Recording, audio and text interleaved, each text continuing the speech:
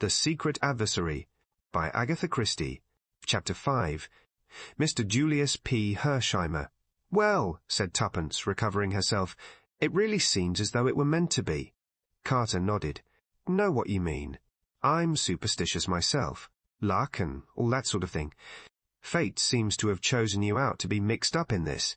Tommy indulged in a chuckle.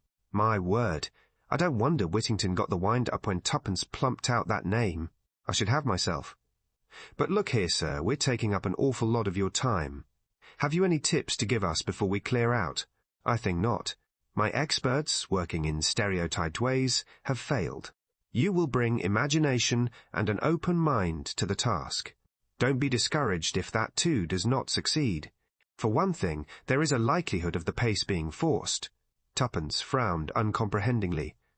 "When you had that interview with Whittington, they had time before them. I have information that the big coup was planned for early in the new year. But the government is contemplating legislative action which will deal effectually with the strike menace. They'll get wind of it soon, if they haven't already, and it's possible that that may bring things to a head. I hope it will myself. The less time they have to mature their plans, the better. I'm just warning you that you haven't much time before you, and that you needn't be cast down if you fail. It's not an easy proposition anyway. That's all." Tuppence rose. "I think we ought to be businesslike. What exactly can we count upon you for, Mr. Carter?" Mr. Carter's lips twitched slightly, but he replied succinctly, "Funds within reason, detailed information on any point, and no official recognition. I mean that if you get yourselves into trouble with the police, I can't officially help you out of it. You're on your own." Tuppence nodded sagely. "I quite understand that. I'll write out a list of the things I want to know when I've had time to think. Now about money." "Yes, Miss Tuppence." "Do you want to say how much?" "Not exactly. We've got plenty to go with for the present, but when we want more, it will be waiting for you." "Yes, but—" "I'm sure I don't want to be rude about the government if you've got anything to do with it, but you know one really has the devil of a time getting anything out of it. And if we have to fill up a blue form and send it in, and then, after 3 months, they send us a green one, and so on, well, that won't be much use, will it?" Mr. Carter laughed outright. "Don't worry, Miss Tuppence. You will send a personal demand to me here, and the money, in notes, shall be sent by return of post. As to salary, shall we say at the rate of 300 a year? And an equal sum for Mr. Beresford, of course." Tuppence beamed upon him. "How lovely. I do love money. I'll keep beautiful accounts of our expenses, all debit and credit, and the balance on the right side, and red line drawn sideways with the totals the same at the bottom. I really know how to do it when I think." "I'm sure you do. Well, goodbye, and good luck to you both." He shook hands with them, and in another minute they were descending the steps of 27 Carshalton Terrace with their heads in a whirl. "Tommy, tell me at once, who is Mr. Carter?" Tommy murmured a name in her ear. "Oh," said Tuppence, impressed. "And I can tell you, old bean, he's IT. "Oh," said Tuppence again. Then she added reflectively, "I like him, don't you? He looks so awfully tired and bored, and yet you feel that underneath he's just like steel, all keen and flashing." "Oh," she gave a skip. "Pinch me, Tommy, do pinch me." "I can't believe it's real," Mr. Beresford obliged. "Ow! That's enough. Yes, we're not dreaming. We've got a job. And what a job! The joint venture has really begun." "It's more respectable than I thought it would be," said Tuppence thoughtfully. "Luckily I haven't got your craving for crime. What time is it? Let's have lunch." "Oh." The same thought sprang to the minds of each. Tommy voiced it first. Julius P. Hersheimer. "We never told Mr. Carter about hearing from him." "Well, there wasn't much to tell, not till we've seen him. Come on, we'd better take a taxi. Now, who's being extravagant? All expenses paid, remember. Hop in." "At any rate, we shall make a better effect arriving this way," said Tuppence, leaning back luxuriously. "I'm sure blackmailers never arrive in buses." "We've ceased being blackmailers," Tommy pointed out. "I'm not sure I have," said Tuppence darkly. On inquiring for Mr. Hersheimer, they were at once taken up to his suite. An impatient voice cried, "Come in," in answer to the page boy's knock, and the lad stood aside to let them pass in. Mr. Julius P. Hersheimer was a great deal younger than either Tommy or Tuppence had pictured him. The girl put him down as 35. He was of middle height and squarely built to match his jaw. His face was pugnacious but pleasant. No one could have mistaken him for anything but an American, though he spoke with very little accent. "Get my note, sit down and tell me right away all you know about my cousin." "Your cousin? Sure thing. Jane Finn." "Is she your cousin? My father and her mother were brother and sister," explained Mr. Hersheimer meticulously. "Oh," cried Tuppence. "Then you know where she is?" "No." Mr. Hersheimer brought down his fist with a bang on the table. "I'm darned if I do. Don't you?" "We advertise to receive information, not to give it," said Tuppence severely. "I guess I know that. And read. But I thought maybe it was her back history you were after, and that you'd know where she was now." "Well, we wouldn't mind hearing her back history," said Tuppence guardedly. But Mr. Hersheimer seemed to grow suddenly suspicious. "See here," he declared, "this isn't Sicily. No demanding ransom or threatening to crop her ears if I refuse. These are the British Isles, so quit the funny business, or I'll just sing out for that beautiful big British policeman I see out there in Piccadilly." Tommy hastened to explain. "We haven't kidnapped your cousin. On the contrary, we're trying to find her. We're employed to do so." Mr. Hersheimer leant back in his chair. "Put me wise," he said succinctly. Tommy fell in with this demand, insofar as he gave him a guarded version of the disappearance of Jane Finn and of the possibility of her having been mixed up unawares in some political show. He alluded to Tuppence and himself as private inquiry agents commissioned to find her, and added that they would therefore be glad of any details Mr. Hersheimer could give them. That gentleman nodded approval. "I guess that's all right. I was just a mite hasty. But London gets my goat.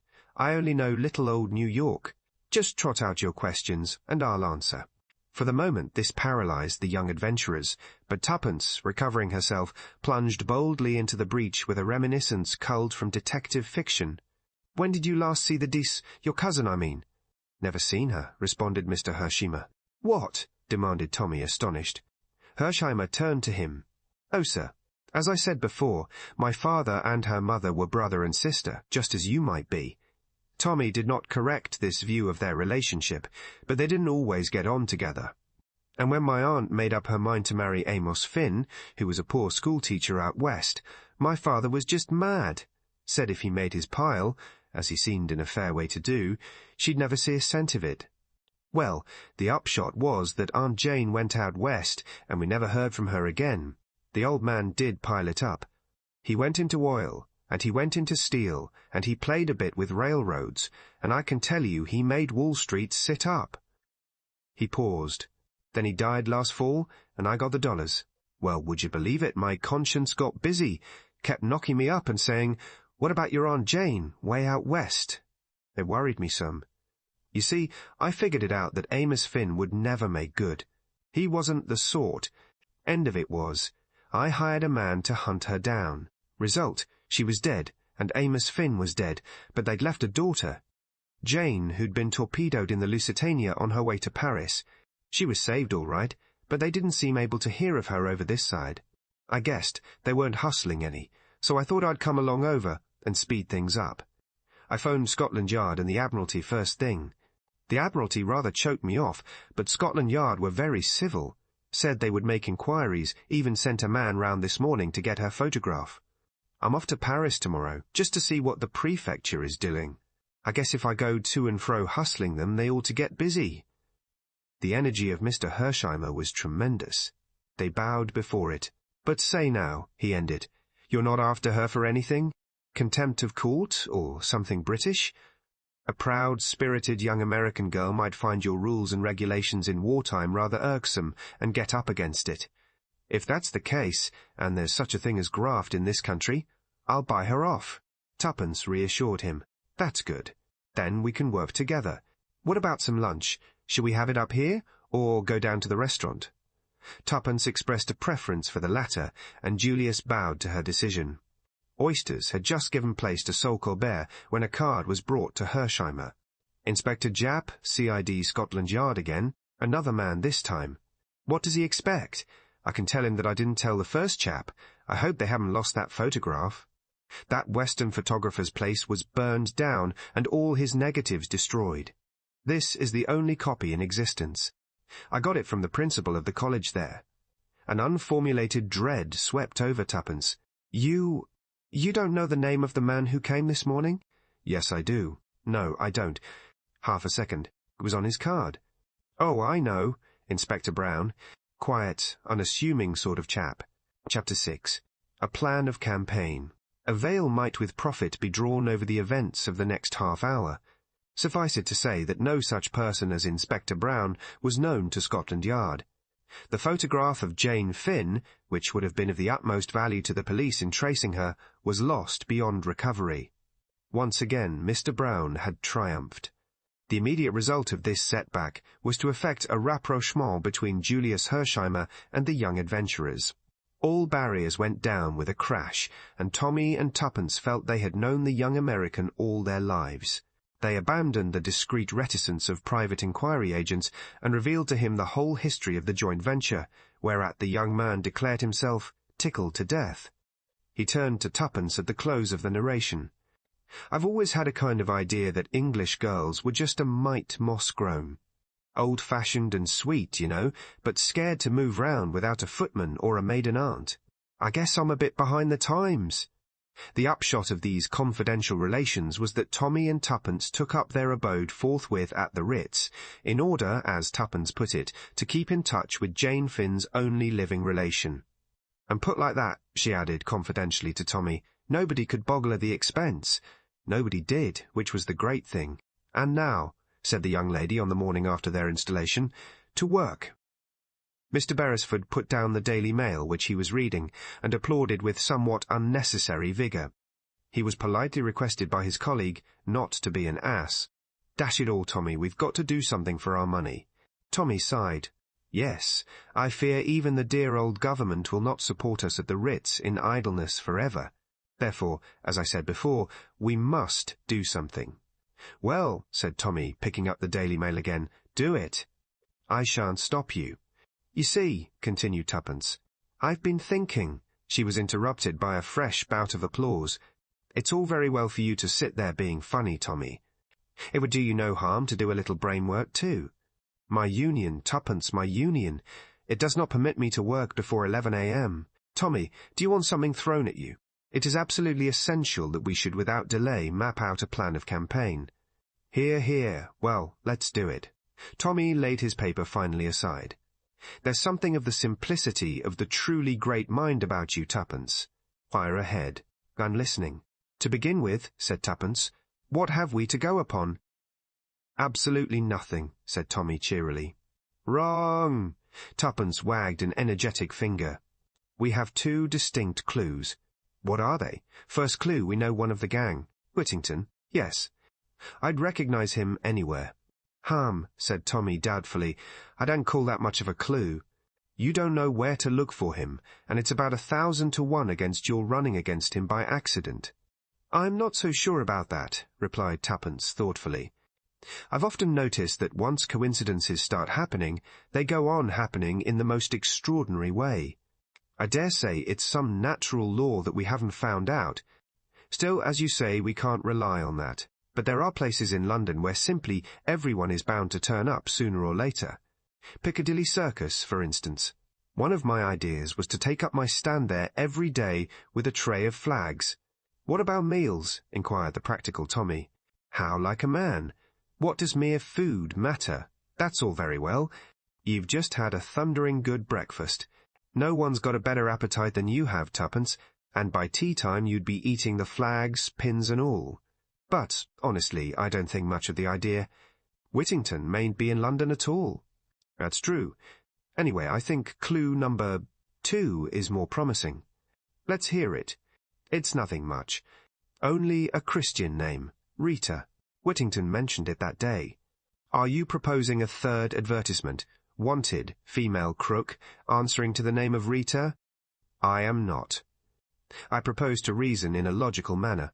That man, Danvers, was shadowed on the way over, wasn't he? And it's more likely to have been a woman than a man. I don't see that at all. I am absolutely certain that it would be a woman, and a good-looking one, replied Tuppence calmly. "On these technical points I bow to your decision," murmured Mr. Beresford. "Now, obviously this woman, whoever she was saved. How do you make that out? If she wasn't, how would they have known Jane Finn had got the papers?" "Correct. Proceed, O Sherlock. Now there's just a chance, I admit it's only a chance, that this woman may have been Rita. And if so, we've got to hunt through the survivors of the Lusitania till we find her. Then the first thing is to get a list of the survivors. I've got it. I wrote a long list of things I wanted to know and sent it to Mr. Carter. I got his reply this morning, and among other things it encloses the official statement of those saved from the Lusitania. How's that for clever little Tuppence? Full marks for industry, 0 for modesty.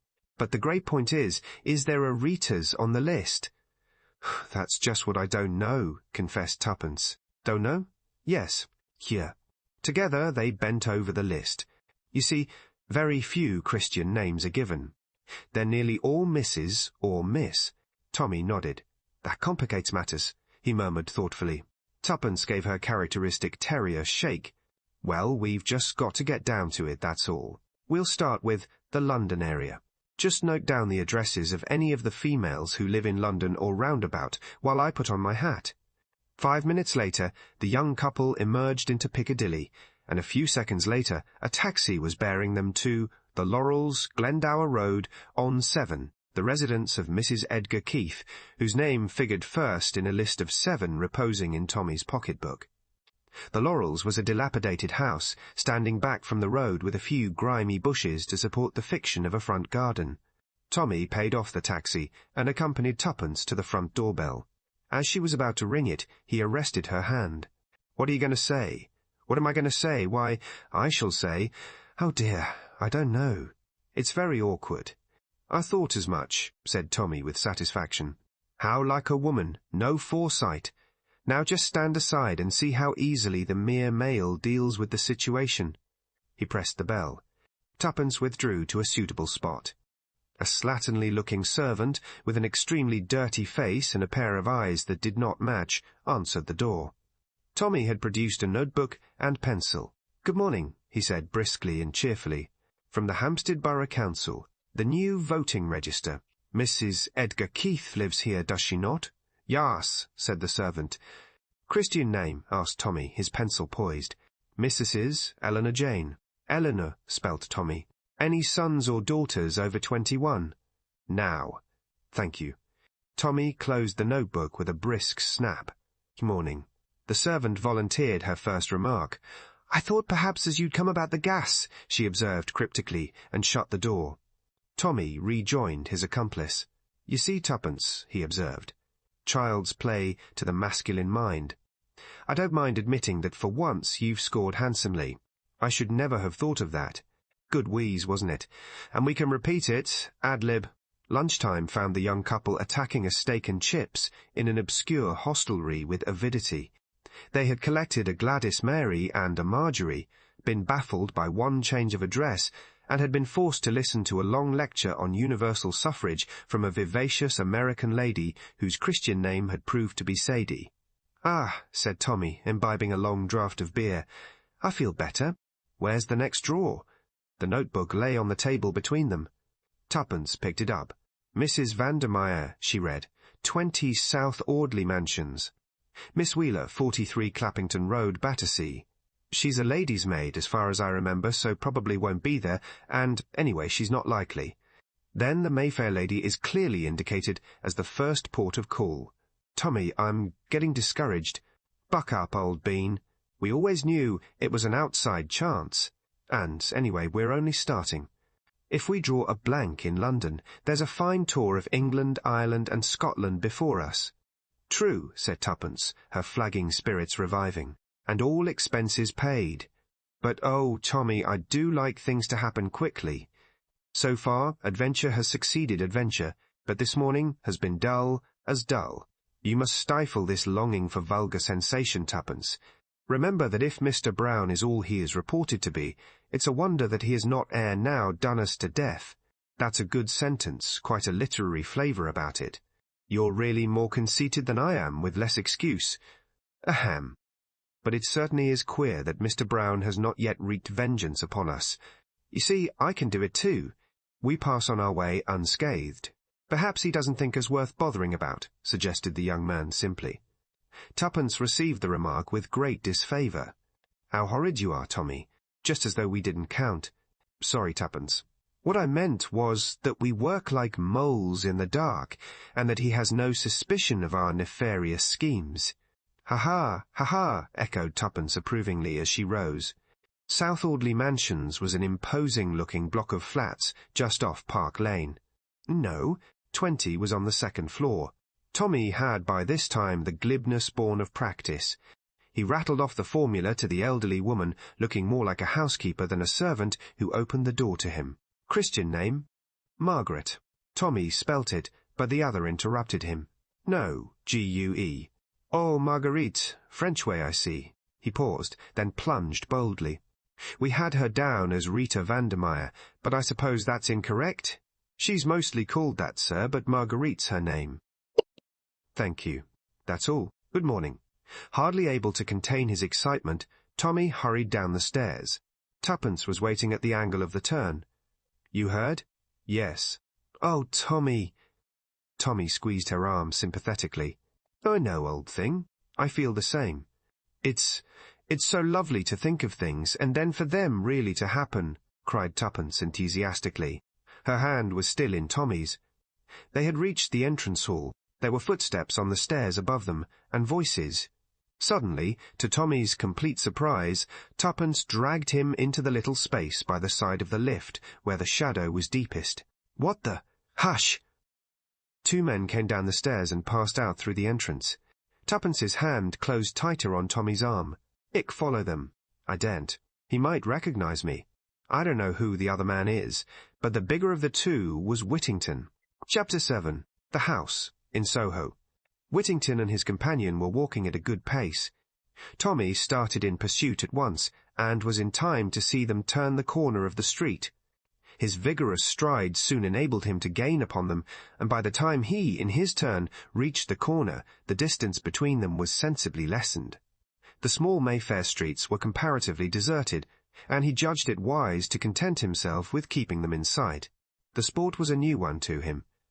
Though familiar with the technicalities from a course of novel reading, he had never before attempted to follow anyone, and it appeared to him at once that, in actual practice, the proceeding was fraught with difficulties. Supposing, for instance, that they should suddenly hail a taxi. In books, you simply leapt into another, promised the driver a sovereign or its modern equivalent, and there you were. In actual fact, Tommy foresaw that it was extremely likely there would be no second taxi. Therefore, he would have to run. What happened in actual fact to a young man who ran incessantly and persistently through the London streets? In a main road, he might hope to create the illusion that he was merely running for a bus. But in these obscure aristocratic byways, he could not but feel that an officious policeman might stop him to explain matters. At this juncture in his thoughts, a taxi with flag erect turned the corner of the street ahead. Tommy held his breath. Would they hail it? He drew a sigh of relief as they allowed it to pass unchallenged. Their course was a zigzag one, designed to bring them as quickly as possible to Oxford Street. When at length they turned into it, proceeding in an easterly direction, Tommy slightly increased his pace. Little by little he gained upon them. On the crowded pavement there was little chance of his attracting their notice, and he was anxious if possible to catch a word or 2 of their conversation. In this he was completely foiled. They spoke low, and the din of the traffic drowned their voices effectually. Just before the Bond Street tube station they crossed the road, Tommy, unperceived, faithfully at their heels, and entered the Big Lions's. There they went up to the first floor, and sat at a small table in the window. It was late, and the place was thinning out. Tommy took a seat at the table next to them, sitting directly behind Whittington in case of recognition. On the other hand, he had a full view of the second man, and studied him attentively. He was fair, with a weak, unpleasant face, and Tommy put him down as being either a Russian or a Pole. He was probably about 50 years of age. His shoulders cringed a little as he talked, and his eyes, small and crafty, shifted unceasingly. Having already lunched heartily, Tommy contented himself with ordering a Welsh rarebit and a cup of coffee. Whittington ordered a substantial lunch for himself and his companion. Then, as the waitress withdrew, he moved his chair a little closer to the table and began to talk earnestly in a low voice. The other man joined in. Listen as he would, Tommy could only catch a word here and there, but the gist of it seemed to be some directions or orders which the big man was impressing on his companion, and with which the latter seemed from time to time to disagree. Whittington addressed the other as Boris. Tommy caught the word Ireland several times, also propaganda, but of Jane Finn there was no mention. Suddenly, in a lull in the clatter of the room, he got one phrase entire. Whittington was speaking. "Ah, but you don't know Flossie. She's a marvel. An archbishop would swear she was his own mother. She gets the voice right every time, and that's really the principal thing." Tommy did not hear Boris's reply, but in response to it, Whittington said something that sounded like, "Of course, only in an emergency." Then he lost the thread again. But presently the phrases became distinct again, whether because the other two had insensibly raised their voices, or because Tommy's ears were getting more attuned, he could not tell, but two words certainly had a most stimulating effect upon the listener. They were uttered by Boris, and they were Mr. Brown. Whittington seemed to remonstrate with him, but he merely laughed. "Why not, my friend? It is a name most respectable, most common. Did he not choose it for that reason? Ah, I should like to meet him, Mr. Brown." There was a steely ring in Whittington's voice as he replied, "Who knows? You may have met him already." "Bah!" retorted the other. "That is children's talk, a fable for the police. Do you know what I say to myself sometimes? That he is a fable invented by the inner ring, a bogey to frighten us with. Course, it might be so, and it might not. I wonder. Or is it indeed true that he is with us and amongst us, unknown to all but a chosen few? If so, he keeps his secret well. And the idea is a good one, yes. We never know. We look at each other. One of us is Mr. Brown, which, he commands, but also he serves. Among us, in the midst of us. And no one knows which he is. With an effort, the Russian shook off the vagary of his fancy. He looked at his watch. "Yes," said Whittington. "We might as well go." He called the waitress and asked for his bill. Tommy did likewise, and a few moments later was following the two men down the stairs. Outside, Whittington hailed a taxi and directed the driver to go to Waterloo. Taxis were plentiful here, and before Whittington's had driven off another was drawing up to the curb in obedience to Tommy's peremptory hand. "Follow that other taxi," directed the young man. "Don't lose it." The elderly chauffeur showed no interest. He merely grunted and jerked down his flag. The drive was uneventful. Tommy's taxi came to rest at the departure platform just after Whittington's. Tommy was behind him at the booking office. He took a first-class single ticket to Bournemouth. Tommy did the same. As he emerged, Boris remarked, glancing up at the clock, "You are early. You have nearly half an hour." Boris's words had aroused a new train of thought in Tommy's mind. Clearly Whittington was making the journey alone, while the other remained in London. Therefore he was left with a choice as to which he would follow. Obviously he could not follow both of them unless... Like Boris, he glanced up at the clock, and then to the announcement board of the trains. The Bournemouth train left at 3:30. It was now 10 past. Whittington and Boris were walking up and down by the bookstall. He gave one doubtful look at them, then hurried into an adjacent telephone box. He dared not waste time in trying to get hold of Tuppence. In all probability, she was still in the neighbourhood of South Audley Mansions. But there remained another ally. He rang up the Ritz and asked for Julius Hershimer. There was a click and a buzz. Oh, if only the young American was in his room. There was another click, and then, "Hello." In unmistakable accents came over the wire. "That you, Hershimer?" "Beresford speaking. I'm at Waterloo. I followed Whittington and another man here. No time to explain. Whittington's off to Bournemouth by the 3:30. Can you get there by then?" The reply was reassuring. Sure, I'll hustle." The telephone rang off. Tommy put back the receiver with a sigh of relief. His opinion of Julius's power of hustling was high. He felt instinctively that the American would arrive in time. Whittington and Boris were still where he had left them. If Boris remained to see his friend off, all was well. Then Tommy fingered his pocket thoughtfully. In spite of the carte blanche assured to him, he had not yet acquired the habit of going about with any considerable sum of money on him. The taking of the first-class ticket to Bournemouth had left him with only a few shillings in his pocket. It was to be hoped that Julius would arrive better provided. In the meantime, the minutes were creeping by. 3:15, 3:25, 3:25, 3:27. Supposing Julius did not get there in time. 29. Doors were banging. Tommy felt cold waves of despair pass over him. Then a hand fell on his shoulder. "Here I am, son. Your British traffic beats description. Put me wise to the crooks right away." "That's Whittington there, getting in now, that big, dark man. The other is the foreign chap he's talking to. I'm on to them. Which of the two is my bird?" Tommy had thought out this question. "Got any money with you?" Julius shook his head, and Tommy's face fell. "I guess I haven't more than $300 or $400 with me at the moment," explained the American. Tommy gave a faint whoop of relief. "Oh, Lord, you millionaires, you don't talk the same language. Climb aboard the lugger. Here's your ticket. Whittington's your man."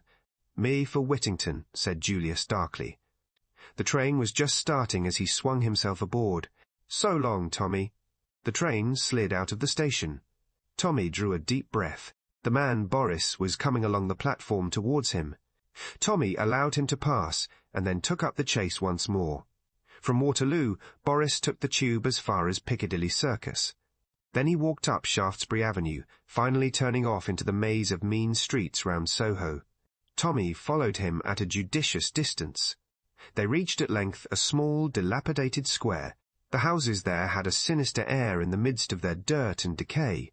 Boris looked round, and Tommy drew back into the shelter of a friendly porch. The place was almost deserted.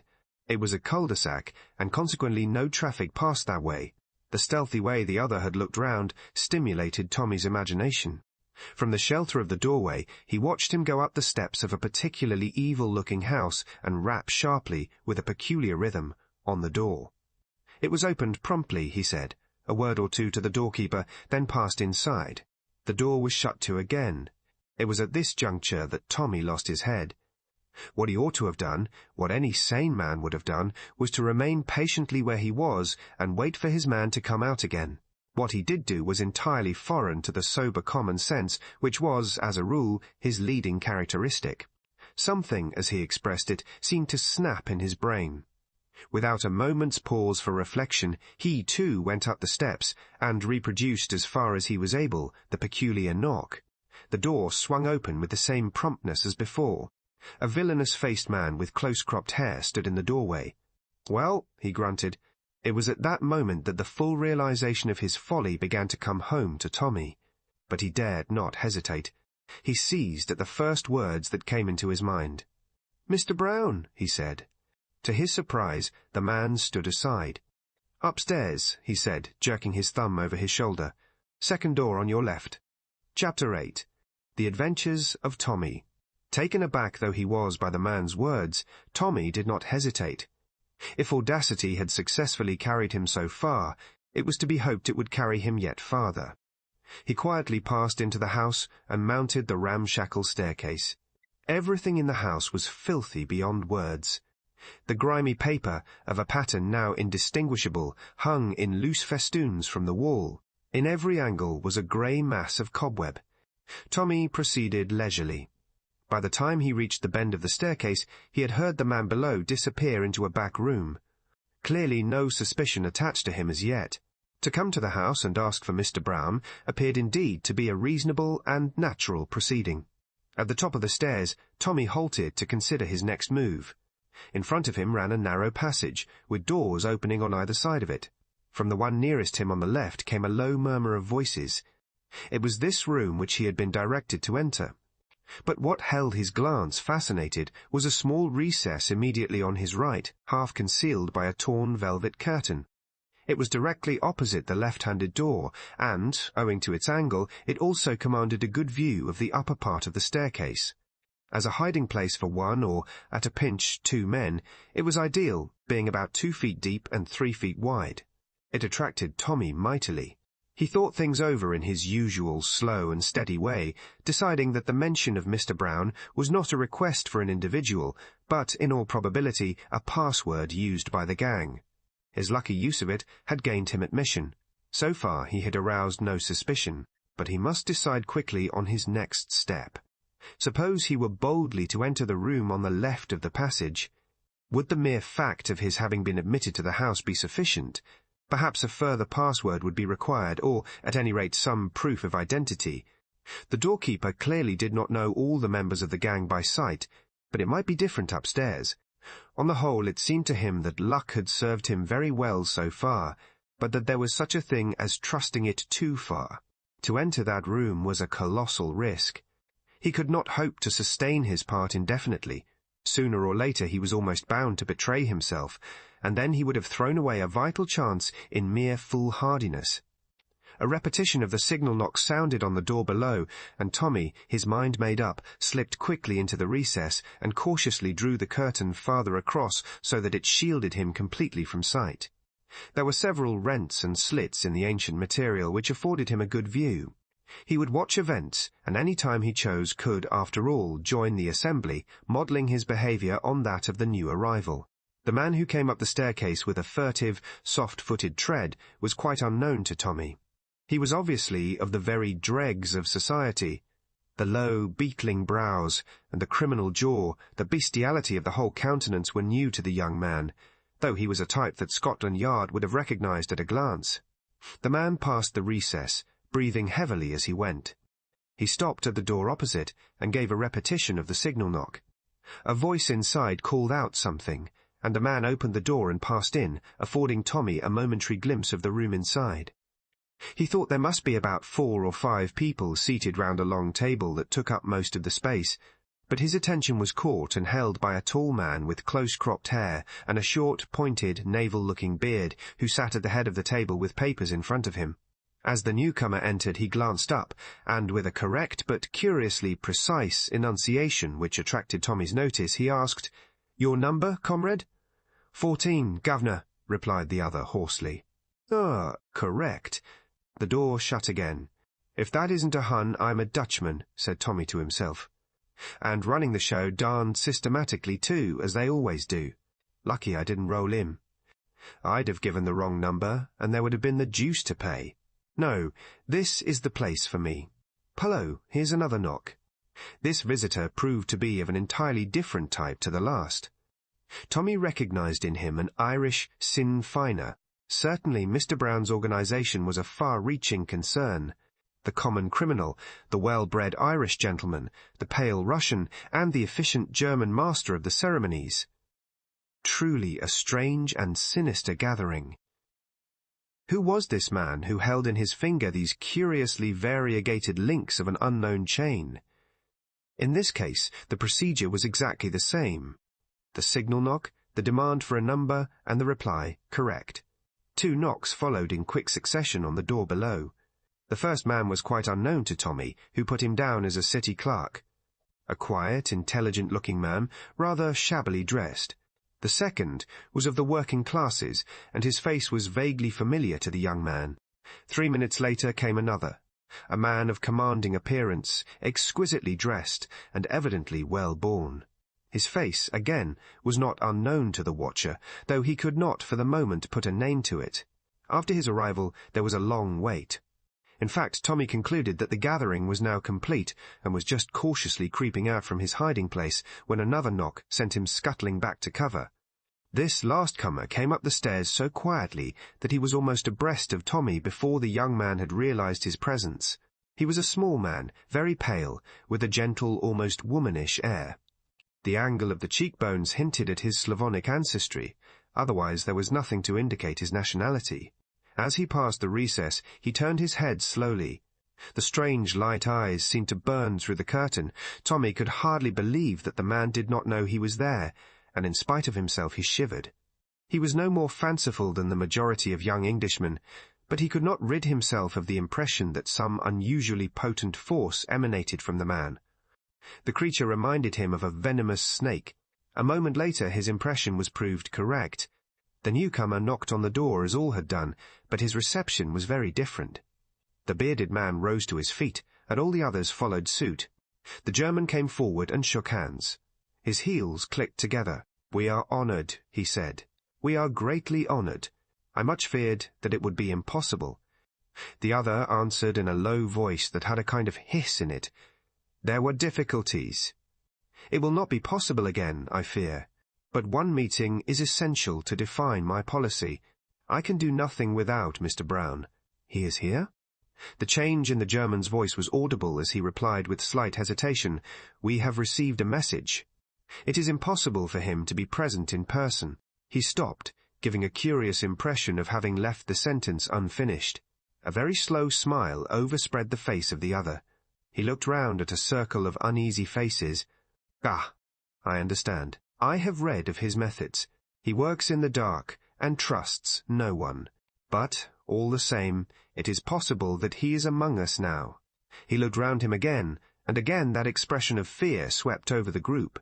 Each man seemed eyeing his neighbour doubtfully. The Russian tapped his cheek. So be it. Let us proceed." The German seemed to pull himself together. He indicated the place he had been occupying at the head of the table. The Russian demurred, but the other insisted. "It is the only possible place," he said, "for number 1.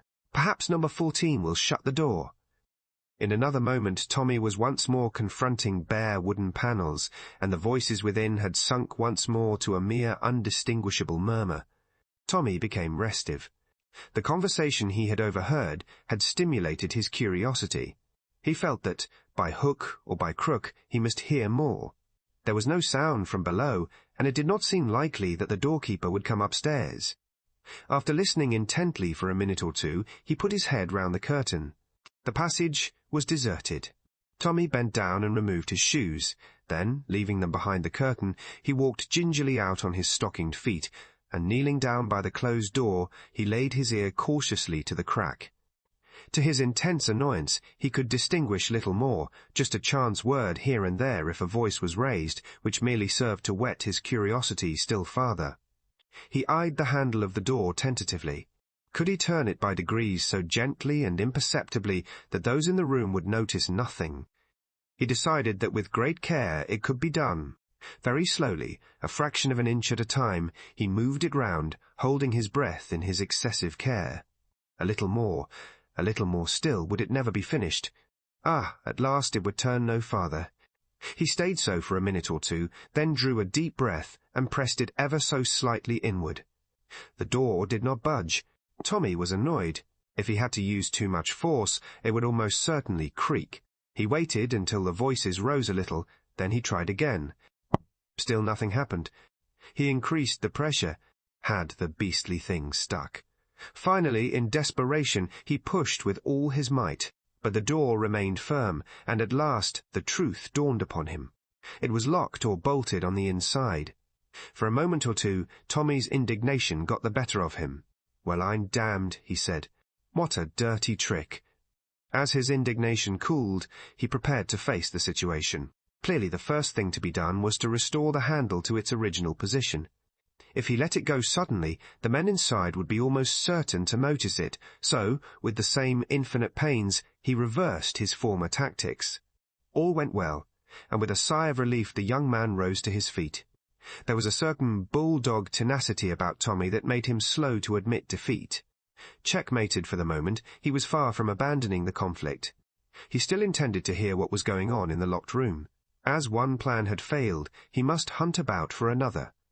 He looked round him. A little farther along the passage on the left was a second door. He slipped silently along to it. He listened for a moment or two, then tried the handle. It yielded, and he slipped inside. The room, which was untenanted, was furnished as a bedroom. Like everything else in the house, the furniture was falling to pieces, and the dirt was, if anything, more abundant. But what interested Tommy was the thing he had hoped to find, a communicating door between the two rooms, up on the left by the window. Carefully closing the door into the passage behind him, he stepped across to the other and examined it closely. The bolt was shot across it. It was very rusty, and had clearly not been used for some time. By gently wriggling it to and fro, Tommy managed to draw it back without making too much noise. Then he repeated his former manoeuvres with the handle, this time with complete success. The door swung open, a crack, a mere fraction, but enough for Tommy to hear what went on. There was a velvet portiere on the inside of this door which prevented him from seeing, but he was able to recognize the voices with a reasonable amount of accuracy. The Sinn Feiner was speaking.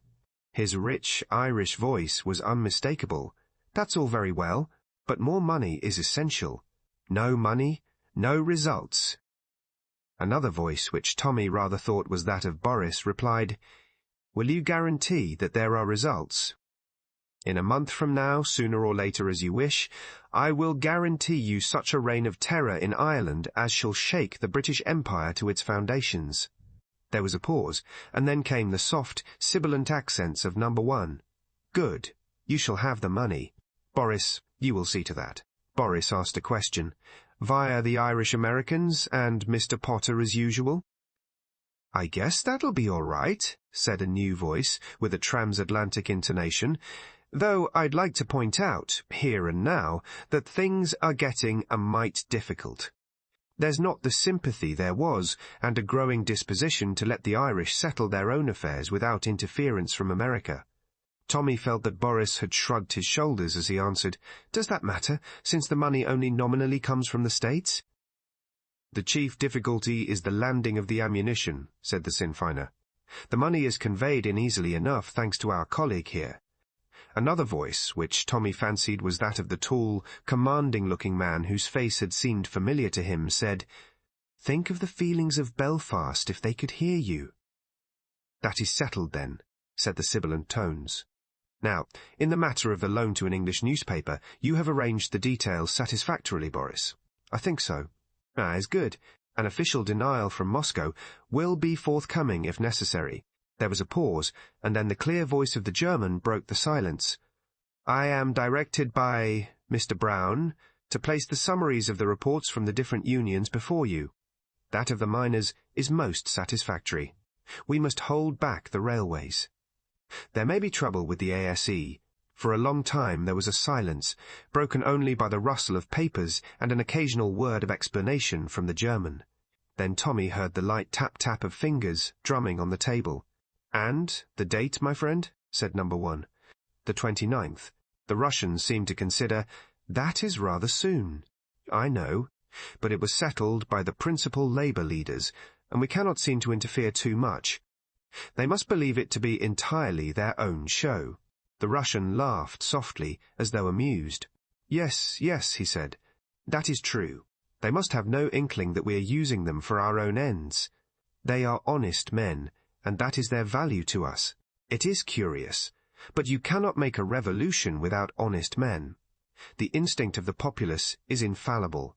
He paused, and then repeated, as though the phrase pleased him, "Every revolution has had its honest men. They are soon disposed of afterwards." There was a sinister note in his voice. The German resumed, "Climes must go.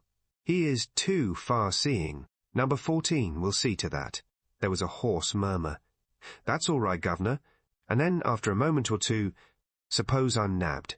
"You will have the best legal talent to defend you," replied the German quietly. "But in any case, you will wear gloves fitted with the fingerprints of a notorious housebreaker. You have little to fear." "Oh, I ain't afraid, Governor. All for the good of the cause. The streets is going to run with blood, so they say." He spoke with a grim relish. "Dreams of it sometimes. I does. And diamonds and pearls rolling about in the gutter for anyone to pick up." Tommy heard a chair shifted. Then number one spoke. "Then all is arranged. We are assured of success?" "I think so." But the German spoke with less than his usual confidence. Number one's voice held suddenly a dangerous quality. "What has gone wrong? Nothing, but what?" "The labour leaders. Without them, as you say, we can do nothing. If they do not declare a general strike on the 29th, why should they not? As you've said, they're honest. And, in spite of everything we've done to discredit the government in their eyes, I'm not sure that they haven't got a sneaking faith and belief in it. But, I know, they abuse it unceasingly. But, on the whole, public opinion swings to the side of the government. They will not go against it." Again the Russian's fingers drummed on the table. "To the point, my friend. I was given to understand that there was a certain document in existence which assured success. Yeah, that is so. If that document were placed before the leaders, the result would be immediate. They would publish it, broadcast throughout England, and declare for the revolution without a moment's hesitation. The government would be broken finally and completely. Then what more do you want? The document itself, said the German bluntly. Ah, it is not in your possession, but you know where it is? No. Does anyone know where it is? One person, perhaps, and we are not sure of that even. Who is this person? A girl. Tommy held his breath. A girl? The Russian's voice rose contemptuously. And you have not made her speak. In Russia we have ways of making a girl talk. This case is different, said the German sullenly. How different? He paused a moment, then went on. Where is the girl now? The girl? Yes, she is. But Tommy heard no more. A crashing blow descended on his head, and all was darkness. Chapter 9. Tuppence enters domestic service. When Tommy set forth on the trail of the two men, it took all Tuppence's self-command to refrain from accompanying him. However, she contained herself as best she might, consoled by the reflection that her reasoning had been justified by events. The two men had undoubtedly come from the second-floor flat, and that one slender thread of the name Rita had set the young venturers once more upon the track of the abductors of Jane Finn. The question was what to do next. Tuppence hated letting the grass grow under her feet. Tommy was amply employed and debarred from joining him in the chase. The girl felt at a loose end. She retraced her steps to the entrance hall of the mansions. It was now tenanted by a small lift boy who was polishing brass fittings and whistling the latest air with a good deal of vigour and a reasonable amount of accuracy. He glanced round at Tuppence's entry. There was a certain amount of the gamin element in the girl. At all events, she invariably got on well with small boys. A sympathetic bond seemed instantly to be formed. She reflected that an ally in the enemy's camp, so to speak, was not to be despised. "Well, William," she remarked cheerfully, in the best-approved hospital early-morning style, "getting a good shine-up?" The boy grinned responsively. "Albert, miss," he corrected. "Albert be it," said Tuppence. She glanced mysteriously round the hall. The effect was purposely a broad one, in case Albert should miss it. She leaned towards the boy and dropped her voice. "I want a word with you, Albert." Albert ceased operations on the fittings and opened his mouth slightly. "Look, do you know what this is?" With a dramatic gesture she flung back the left side of her coat and exposed a small enamelled badge. It was extremely unlikely that Albert would have any knowledge of it. Indeed, it would have been fatal for Tuppence's plans, since the badge in question was the device of a local training corps originated by the Archdeacon in the early days of the war. Its presence in Tuppence's coat was due to the fact that she had used it for pinning in some flowers a day or two before. But Tuppence had sharp eyes, and had noted the corner of a threepenny detective novel protruding from Albert's pocket, and the immediate enlargement of his eyes told her that her tactics were good and that the fish would rise to the bait. "American Detective Force," she hissed. Albert fell for it. "Lord," he murmured ecstatically. Tuppence nodded at him with the air of one who has established a thorough understanding. "Know who I'm after?" she inquired genially. Albert, still round-eyed, demanded breathlessly, "One of the flats?" Tuppence nodded and jerked a thumb up the stairs. "Oh, os. Calls herself Vandermeyer." "Vandermeyer. Ha, ha!" Albert's hand stole to his pocket. "A crook?" he queried eagerly. "A crook? I should say so. Ready Rita, they call her in the States." "Ready Rita," repeated Albert deliriously. "Oh, ain't it just like the pictures?" It was. Tuppence was a great frequenter of the cinema. "Annie always said as how she was a bad lot," continued the boy. "Who's Annie?" inquired Tuppence idly. "Oo say parlour-maid. She's leaving today. Many's the time, Annie's said to me, 'Mark my words, Albert, I wouldn't wonder if the police was to come after her one of these days.' Just like that. But she's a stunner to look at, ain't she?"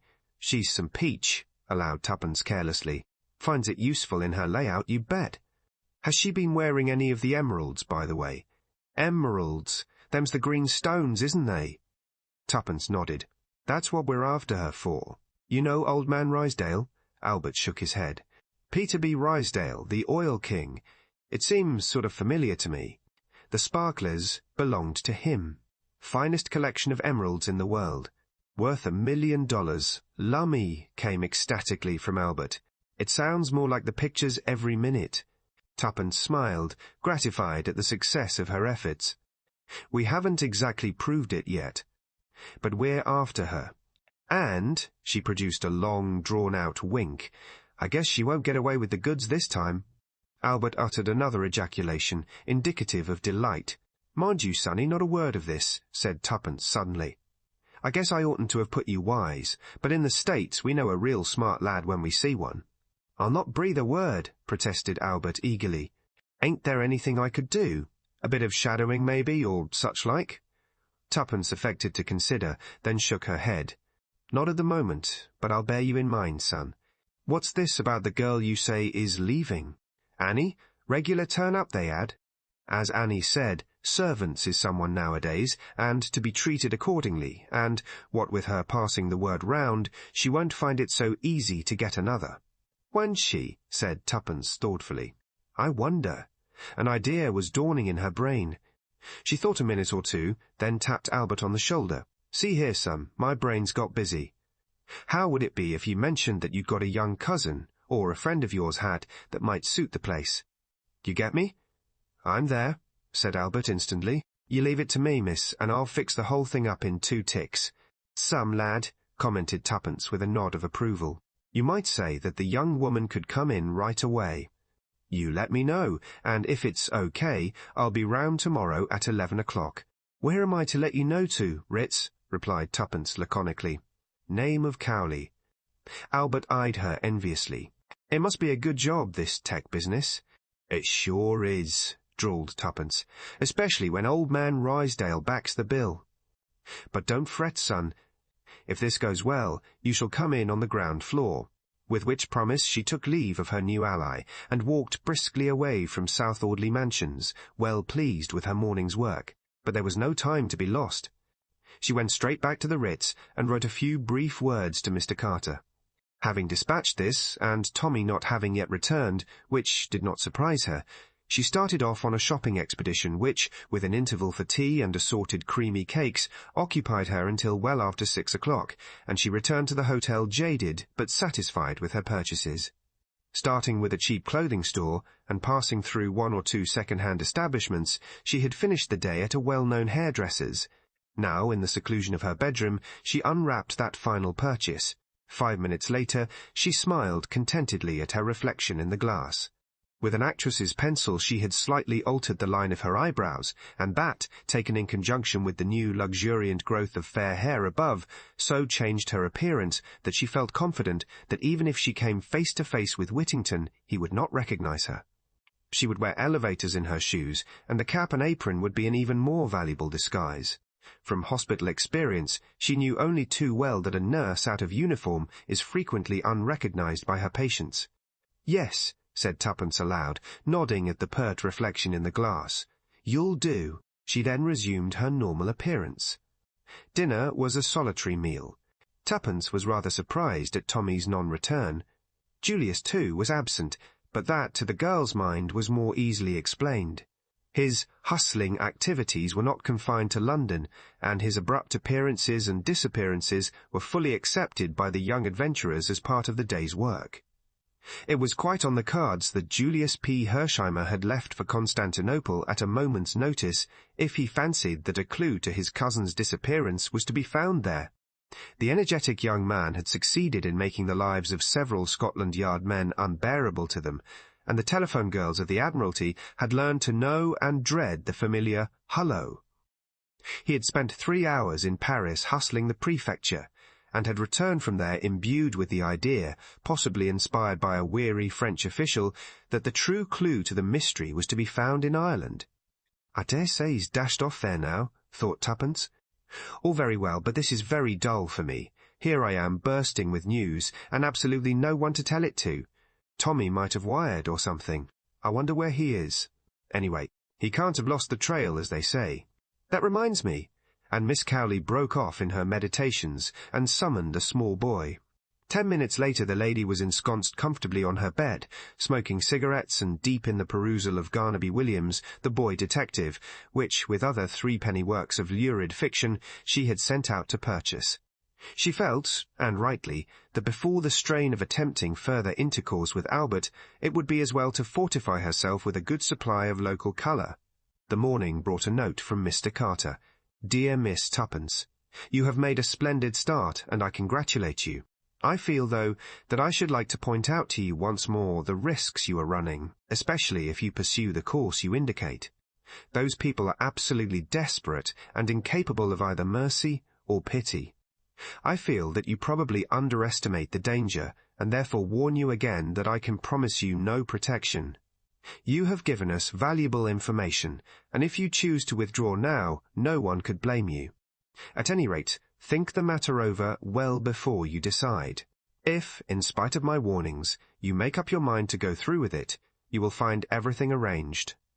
You have lived for 2 years with Miss Dufferin, the parsonage, Lannerly, and Mrs. Vandermeyer can apply to her for a reference. May I be permitted a word or two of advice? Stick as near to the truth as possible. It minimizes the danger of slips. I suggest that you should represent yourself to be what you are, a former VAD, who has chosen domestic service as a profession. There are many such at the present time. That explains away any incongruities of voice or manner which otherwise might awaken suspicion. Whichever way you decide, good luck to you. Your sincere friend, M.R. C. Arter. Tuppence's spirits rose mercurially. Mr. Carter's warnings passed unheeded. The young lady had far too much confidence in herself to pay any heed to them. With some reluctance, she abandoned the interesting part she had sketched out for herself. Although she had no doubts of her own powers to sustain a role indefinitely, she had too much common sense not to recognize the force of Mr. Carter's arguments. There was still no word or message from Tommy, but the Morning Post brought a somewhat dirty postcard with the words, "It's OK," scrawled upon it. At 10:30, Tuppence surveyed with pride a slightly battered tin trunk containing her new possessions. It was artistically corded. It was with a slight blush that she rang the bell and ordered it to be placed in a taxi. She drove to Paddington and left the box in the cloakroom. She then repaired with a handbag to the fastnesses of the ladies' waiting-room. 10 minutes later, a metamorphosed Tuppence walked demurely out of the station and entered a bus. It was a few minutes past 11 when Tuppence again entered the hall of South Audley Mansions. Albert was on the lookout, attending to his duties in a somewhat desultory fashion. He did not immediately recognize Tuppence. When he did, his admiration was unbounded. "Blessed if I'd have known you, that rig-out's top hole." "Glad you like it, Albert," replied Tuppence modestly. "By the way, am I your cousin, or am I not?" "Your voice too," cried the delighted boy. "It's as English as anything." "No," I said, as a friend of mine knew a young gal.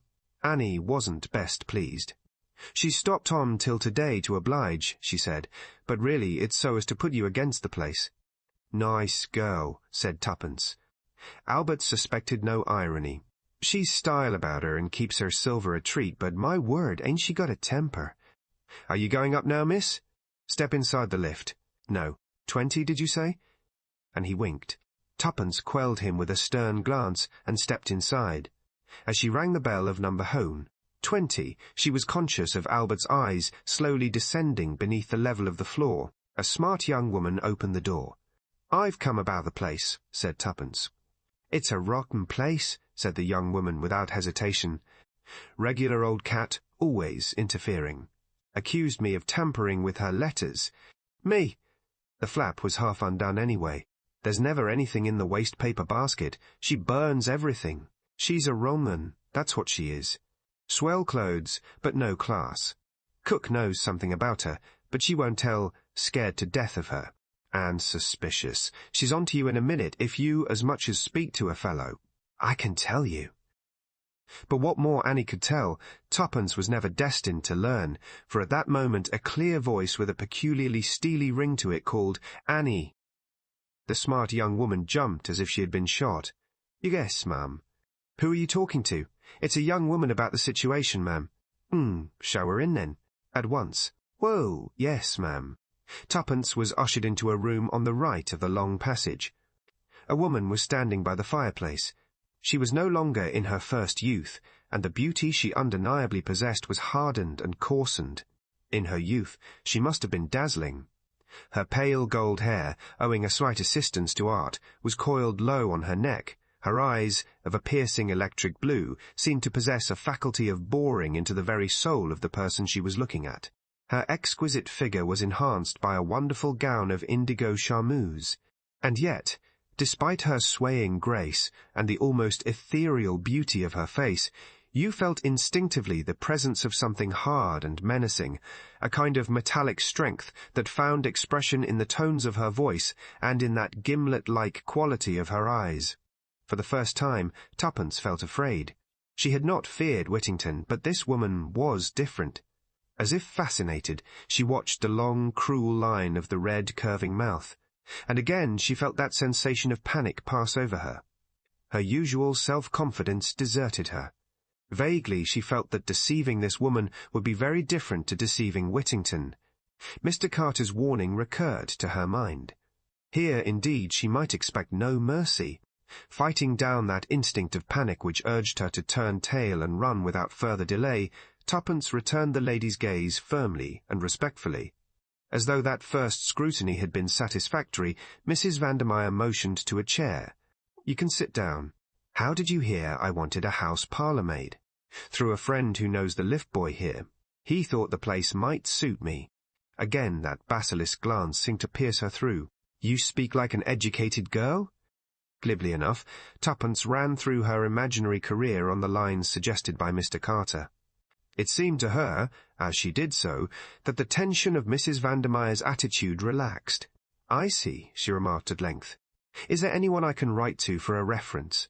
I lived last with a Miss Dufferin, the parsonage, Lanolly. I was with her 2 years. And then you thought you would get more money by coming to London, I suppose. Well, it doesn't matter to me. I will give you 50, 60, whatever you want. You can come in at once?" "Yes, ma'am. Today, if you like. My box is at Paddington. Go and fetch it in a taxi, then. It's an easy place. I am out a good deal. By the way, what's your name?" "Prudence Cooper, ma'am." "Very well, Prudence. Go away and fetch your box. I shall be out to lunch. The cook will show you where everything is." "Thank you, ma'am." Tuppence withdrew. The smart Annie was not in evidence.